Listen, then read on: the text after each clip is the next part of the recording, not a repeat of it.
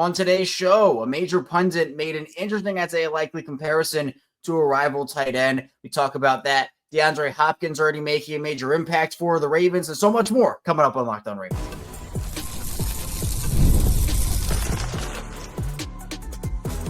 You are Locked On Ravens, your daily Baltimore Ravens podcast. Part of the Locked On Podcast Network, your team every day. Welcome into another edition of Locked On Ravens, your daily Baltimore Ravens podcast. I'm your host, Kevin Oestreicher of Ravens Wire, here with you on the Locked On Podcast Network, your team every day. Thanks so much for being here on this Taco Tuesday, making Locked On Ravens a part of your day and your first listen each and every single day. We're free and available on all podcasting platforms, including in video form on YouTube, where you can like and subscribe to the channel, and in audio form where you can follow along and subscribe wherever you get your podcasts. We're 5 days a week on Locked On Ravens, so Monday through Friday, we bring you that daily Ravens coverage, 6 a.m. Eastern time. Plus, we sometimes have episodes on the weekends for bonus episodes, and there are headlines to talk about. We go live after every single Ravens game, after every single piece of Ravens big news, and now the new Locked On Ravens Squad Show, twice per week live on Mondays and Thursdays. So thank you out there to all the everydayers, the first-time listeners, and if you're somewhere in the middle, thank you as well. Today's episode of Locked On Ravens is brought to you by Gametime. Download the Gametime app, create an account, use code LOCKEDONNFL for $20 off your first purchase. Yeah, talk about the Ravens Squad Show we had. You had it yesterday, last night, 7:30 Eastern time. That was our first one. It's myself, Sam Njoku, who has covered the Ravens for CBS Baltimore and has his own show, and also former Ravens receiver, Super Bowl champion Qadry Ismail. So we'll be live Mondays and Thursdays, 7:30 p.m. Eastern time, right alongside the regular show. So 2 doses of Locked On Ravens on Mondays and Thursdays alongside the 6 a.m. regular show. That's not changing. I'm still here doing that Mondays through Fridays, right? That morning dose of Locked On Ravens, if you're tuning in when the shows come out, or just your daily dose of Locked On Ravens, we'll have that for you. But the squad shows a really nice way to kind of break down the news of the day on Mondays and Thursdays and the other days of the week. We'll also have some recaps from the squad show around 7:30. So tons and tons of Ravens content here on Locked On Ravens. So be sure you stay tuned for all we have coming up. We have a lot to talk about today on the show. And the final part of the show, we're going to be diving into a Ravens rookie who is trying to earn his hair back. Yes, it is one of the more interesting headlines I have typed out on a graphic or talked about here on the show, but on the Lounge podcast, one of the Ravens rookies talked about how he's going to try to earn his hair back and has given himself a fresh start. So we'll talk about that. Second part of the show, DeAndre Hopkins is already making a major impact. There's been a quote that's been circulating about him for the past couple of weeks, and more things continue to be added on to that. So we'll talk about DeAndre in this wide receiver room in the second part of the show. But here in the first part of the show, Isaiah Likely was compared to a rival tight end, and maybe not in the way that you might think. So we're going to dive into that here now. Over on ESPN, there's been a lot of talk about the Ravens, about Lamar Jackson, and about who is surrounding Lamar Jackson. So one of the questions that was asked over on ESPN was who else needs to step up on the offense for the Ravens, right? I mean, there's a lot of talk about, it's Lamar Jackson here, and everything is on Lamar Jackson's shoulders, which, by the way, absolutely should not be. It should not all be on Lamar Jackson's shoulders. That's not fair to him. But so on ESPN, there was a conversation about, who does need to step up on this Ravens offense. And on NFL Live, Dan Graziano ended up saying, well, Zay Flowers is one of those guys, and talked about Zay, said, I think they're looking for really big things from wide receiver Zay Flowers. Went over 1,000 yards last year. They really felt like not having him that day in Buffalo hampered them. They brought in DeAndre Hopkins, who was extremely helpful to Xavier Worthy and other young wide receivers on the Chiefs. They're hoping they can also help Zay Flowers' game blossom as well. But then Field Yates talked a little bit about Isaiah Likely. He said there was a more than likely chance. He was doing some nice play on words. Shout out to Field Yates for that, right? I'll give that to him. But he ended up comparing the Isaiah Likely situation in Baltimore to what the David Njoku situation was in Cleveland back when he was up for an extension. So at the time, the Browns had Austin Hooper, and there was a little bit of overlap because Hooper had just signed at the time the richest contract in history for a tight end, which at that point was 4 years, $42 million. But Field Yates says, quote, I think there's a chance that Isaiah Likely has a chance to get an extension done before the season begins. It was sort of remind me of when the Browns had Austin Hooper in the second year of what was at the time the richest contract for a tight end in NFL history. Then they paid David Njoku, who at that point had never had a monster season. They gave David Njoku 4 years, $54 million in 2022 after franchise tagging him for a season. And right, with all the extensions the Ravens have, I don't know if it'd be super smart to use the franchise tag on a guy, but you might have to if you can't come to an extension with a guy. But, that's a conversation for a later point. For Njoku right now, when you look at his contract compared to all tight ends, he ranks 6th right now currently in terms of average annual value, coming in with that 54-ish million at $13.7 million per season. Mark Andrews is above him at 14 per year. TJ Hawkinson, Travis Kelce, Trey McBride, and George Kittle are the only other tight ends that surpass David Njoku in average annual value. Now, it's a different situation nowadays, right? The cap has gone up, and that has, of course, inflated contracts not only at the tight end position, but across every position in the NFL. So wouldn't shock me if Isaiah Likely got a deal that surpassed this $13.67 million from David Njoku here. But to me, I think that it is worth it. And actually, I talked about this on the squad show yesterday, where I believe that getting Isaiah Likely signed to an extension is a huge deal for the Ravens if they can get it done before the season. We talked about yesterday, Sam Q and I, about training camp moves before training camp. I'd love it before training camp. Do I think it's super realistic? I don't know. I feel like before this season is probably more realistic for Isaiah Likely here. But we know the situation with their tight end room, right? Where the entire tight end room, they're free agents after this year. It is widely speculated that the Ravens aren't going to be able to keep both Mark Andrews and Isaiah Likely. Feels like they're going to have to choose because, as we've seen with this Ravens team before, you just can't keep everybody. You can't do it, especially with the salary cap and how these contracts are inflating.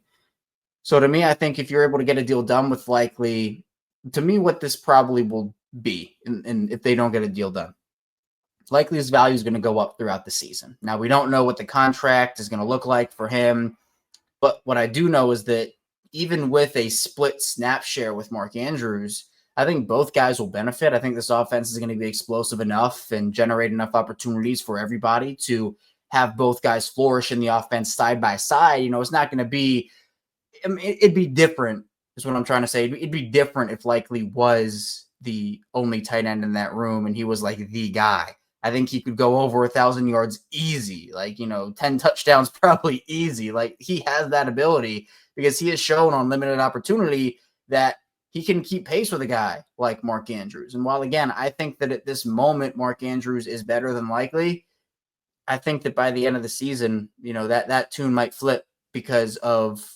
what Likely can do this year. So we know that he has the athletic ability. You can line him up anywhere. His blocking is tremendously improved. And that's one thing that not only David Njoku and Isaiah Likely have in common, a lot of tight ends across the league these days have that in common. Mark Andrews is another guy where these pass catcher tight ends with incredible athletic ability or who have been known for their pass catching ability throughout college, some of them come in and they really don't have a lot of run blocking chops, a lot of blocking chops. They're not there. That's an area they need to improve in.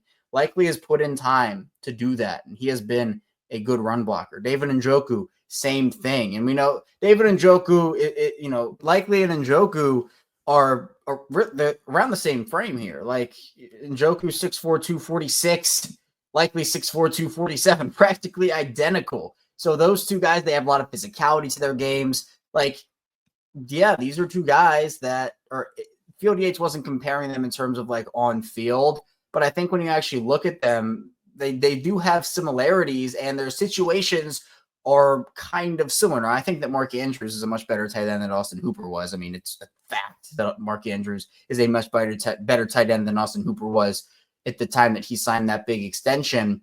But we'll see what ends up happening, because I think out of all these extensions Baltimore has to offer, whether it be Lamar, and I'm not including Lamar in the conversation, but obviously he is one of them. But Linderbaum, Hamilton, all these, I think Likely is that underrated one where you get that done before training camp for the season.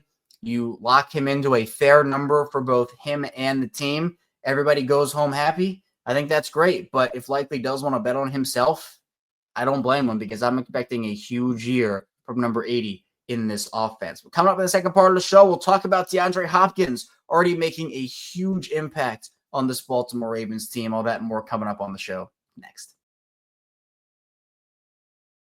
First, this show is brought to you by Gametime. Have you ever decided at the last minute to head to a ball game with friends or family? Maybe it's game day and you suddenly realize you want to be in the stands. That's exactly where Gametime comes in. It's the easiest way to grab last-minute tickets without distress. With money you save on tickets, you can splurge on food, drinks, merch. You can even invite a bigger group to come with you. Gametime makes that all possible. And Gametime makes buying tickets fast and simple. Prices on the app actually drop the closer you get to first pitch, and they've got incredible last-minute deals, clear seat views, and a lowest price guarantee that takes the worry out of buying. And they have the seat views right in the app before you buy, which makes everything so much easier because you know exactly where you'll be, and you can visualize it right there on the app. So take the guesswork out of buying tickets with Gametime. Download the Gametime app, create an account, use code LOCKEDONNFL for $20 off your first purchase. Terms apply. Again, create an account, redeem code LOCKDONNFL for $20 off. Download the Gametime app today. Last minute tickets, lowest price, guaranteed. Back here on Locked On Ravens, Kevin Oestreicher here with you. Second part of the show here on this Tuesday. Again, appreciate everybody for being here today and making us a part of your day on Locked On Ravens. Really appreciate it. We are here with episode number 1,547 consecutively here for me. So I've talked a lot of Ravens, going to continue to talk a lot of Ravens, and cannot wait for this season to start. Now, let's talk about DeAndre Hopkins a little bit. Baltimore signing him to a deal early in free agency.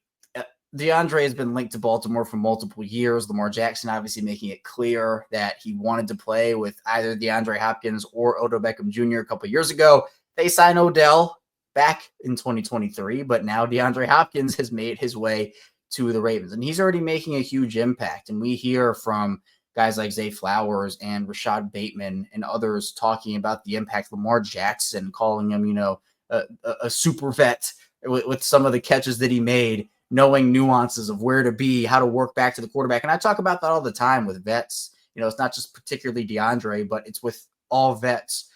When you're a receiver, veteran pass catcher, you know how to find soft spots in the defense. You know that when a quarterback's in trouble, hey, let me abandon this route. Let me try to work my way back to my guy to try to get open, right? Plays break down all the time, and Lamar Jackson is the guy when it comes to taking a broken play and putting it all back together and making something magical out of it. And part of that is because you have guys that can operate on the fly. Mark Andrews is the prime example of this with the chemistry that those two have together. Lamar and DeAndre are going to build that up over the course of training camp. They already have a little bit as well. But there's been a quote that's been circulating that DeAndre Hopkins said, and it's not going away. It's what's happening here. So he said, quote, "It seems like there has been a piece that's been missing." This is what DeAndre Hopkins said. He said, "I could be that addition. I could not be that addition." He also talked about, building a rapport with Lamar Jackson. He said he didn't know how long that would take. He said, quote, "I don't think it's a set time frame. A guy like Lamar, who's a veteran quarterback, he's played a lot of football. Myself, I've played a lot of football. We see things differently, but I've had rookie quarterbacks that have taken longer. So it differs." And again, I think DeAndre Hopkins understands the reality of the situation. And look, it's true, right? It's not going to be a night and day situation where they step on that field week one and boom, they already 100% chemistry. They'll have built it up in training camp. It'll be there. And I expect DeAndre to be a big part of what this offense does in the role that he plays for them. When you talk about a missing piece, you look at what the Ravens have had at the wide receiver three position over the last couple of seasons. Nelson Agholor did a lot of good things in Baltimore, right? Nelson Agholor came into Baltimore. There were questions about, oh man, this is another one of those veteran wide receivers on the downside of their career, and it's going to be a nothing burger.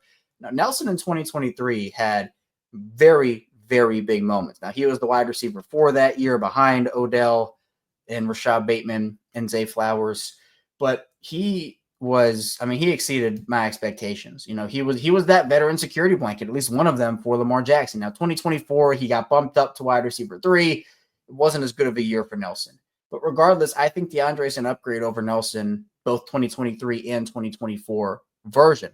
Now, it's assuming he stays healthy. DeAndre has had some injury issues over the past handful of seasons. Last healthy year he had, he was great. But, it's kind of been few and far in between with that. He's played through stuff, et cetera, et cetera. But I think that when you talk about a vet like that, and the Ravens have not had a veteran contested catch, go up and get it type of guy. If you've been listening to me on Locked On Ravens for years, I've been screaming from the rooftops, right? I started the show in 2019 and it's still like, I'm saying they need this veteran receiver to go up, catch passes, like someone who understands that. Like they've tried it before. They tried drafting guys. Miles Boykin, I use this comparison all the time where he had the height, he had the speed, he was the prototypical guy that you felt like could turn into something with his frame and athletic ability. But he was a 6'4" guy and he played like he was 5'8". I mean, he didn't play to his size. DeAndre plays bigger than what he is. And DeAndre, he's still a big wide receiver, but he's not 6'4" big as I'm trying to say. He's a guy that I think can make an impact. And he's 33 years old, right? So he's not going to be prime Texans DeAndre Hopkins, but no one's expecting him to. That's with a lot of these additions for the Ravens. And I want to continue to make this point clear. The Ravens, when they brought in guys like Jaire Alexander and DeAndre Hopkins and these other players, you have to understand the roles that they're coming in to play. Chidobe Awuzie is another example of this, where they're not asking these guys to come in and immediately be the faces of their positional groups, the number one guy, 100% of snaps, this massive role. Like out of all those guys, Jaire Alexander is going to have the biggest role, but he's not the only guy in that secondary, right? DeAndre Hopkins is not the only guy in that wide receiver room. So within their roles and with having other great players around them, it should help elevate everybody, right? DeAndre elevating everybody, Zay elevating everybody in that wide receiver room. Same thing in the secondary with Jaire and Marlon, Humphrey, etc. I think that's the beauty of these signings. It's not like, the Ravens had this glaring hole, and meaning glaring hole by, you have just a ton of cornerback holes to fill or a ton of wide receiver holes to fill. It was, you have a specific thing here, and there's a specific type of guy you could throw in there. And I think that they just got every single specific type of guy that they needed. And that to me is a really big deal. So look, I think DeAndre is a player that still is going to give you something. And he, according to everything that, we've seen, we've read, like in all the reports, DeAndre is a guy that is already helping and making plays. And I go back to what Zay and Rashod Bateman have said about him, where they are learning from him. They are trying to soak up as much as they can due to the resume DeAndre Hopkins has built at the NFL level, the respect that he has around the league. And I think DeAndre's competitiveness is also going to be huge. This is a competitive team. I mean, DeAndre wants to win. He got a taste of that in Kansas City, but obviously that team last year could not finish the job. DeAndre Hopkins deserves a Super Bowl. He absolutely does. He's put in the years in the NFL. He's put in the time. He deserves to win a Super Bowl championship. A lot of the guys on this roster do. And, I think to me, I remember talking to Anquan Bolden a couple of years ago, and I asked him, Ray Lewis was the big story about who he retired. That was his last ride, yada, yada. But I asked him who he was the most excited for to finally get that ring outside of himself, obviously. And that was a big moment for him. But he talked about Torrey Smith and some of those younger guys. But then he mentioned some of the veterans that, really paid their dues, really deserved a championship, and they hadn't gotten there to that point. And he made sure that, like, hey, those are guys I want to highlight. And it was a really cool moment to kind of, because you could say Joe and all those guys, like those are obvious answers. And Anquan talked about that. But mentioning other guys on the roster, like getting DeAndre a Super Bowl would be awesome if the Ravens could do it this year for him. Coming up in the final part of the show, let's talk about a Ravens rookie trying to earn his hair back and earn a name for himself at the NFL level. Yes, you heard that right. All that and more coming up on Locked On Ravens.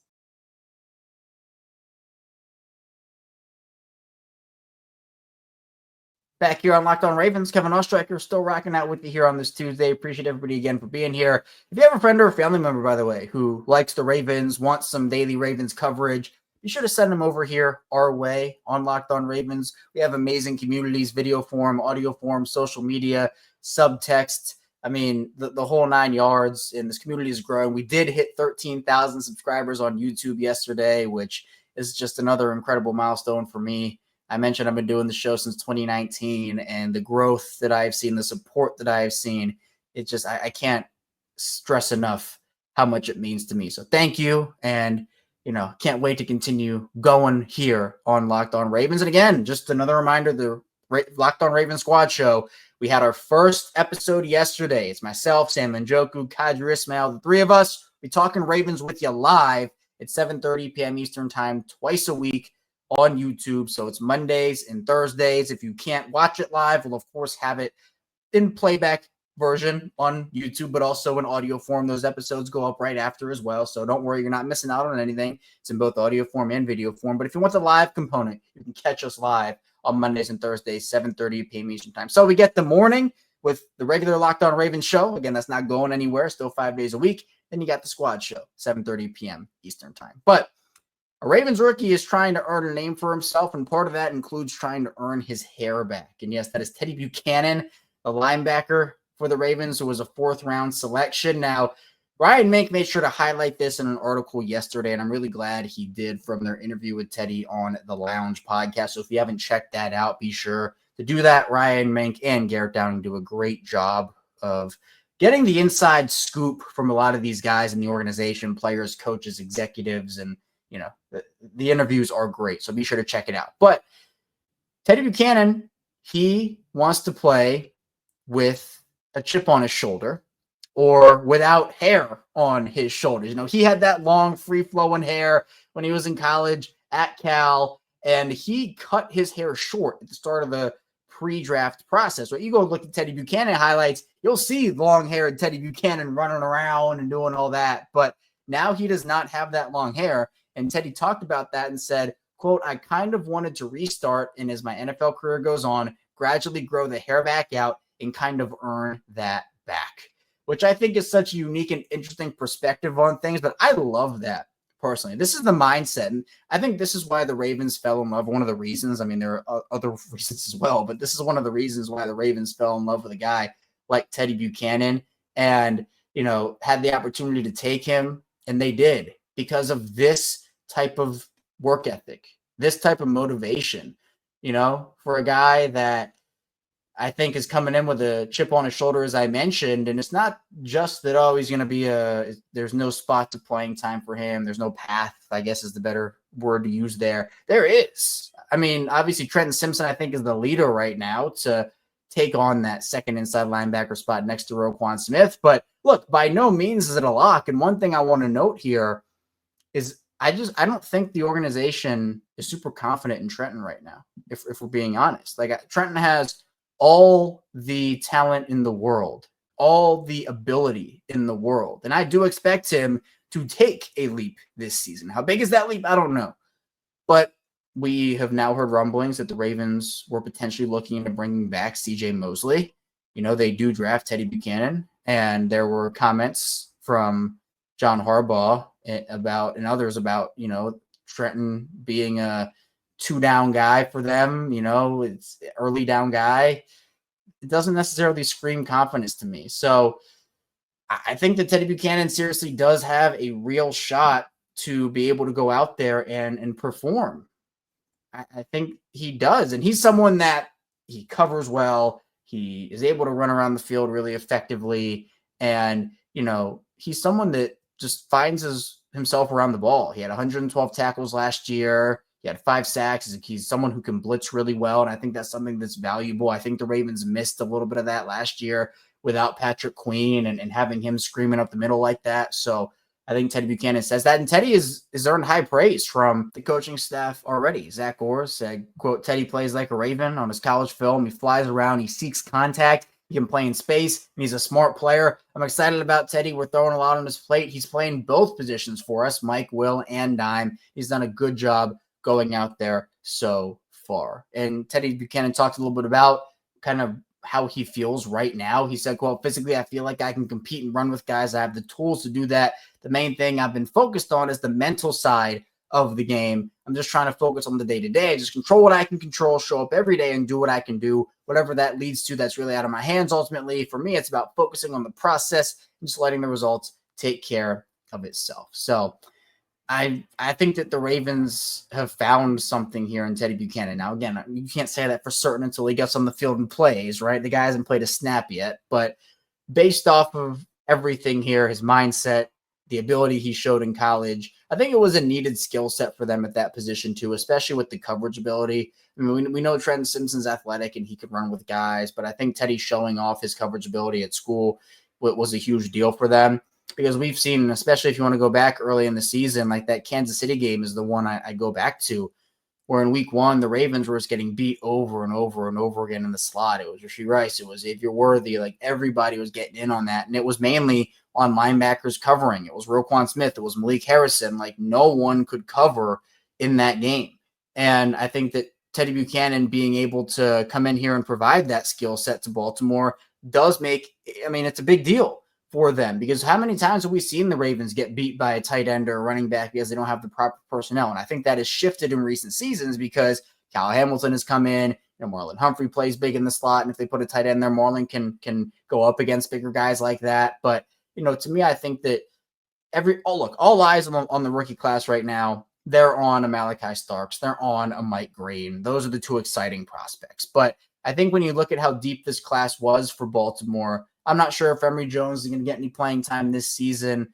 I'd probably go no right now, but we'll see what ends up happening with him. Teddy Buchanan, guys like LeJontay Wester and others that they drafted on day 3, there are impacts. Obviously, Tyler Loop is another guy with the kicker position. That's someone who everybody's eyes are on him. But at the end of the day, the Ravens have a big opportunity to get production from not only their top 2 picks. I mean, again, if they get the Nate Wiggins, Roger Rosengarten production from their top 2 picks with Starks and Green, right? I think that's the bare minimum in terms of where they are right now as a team.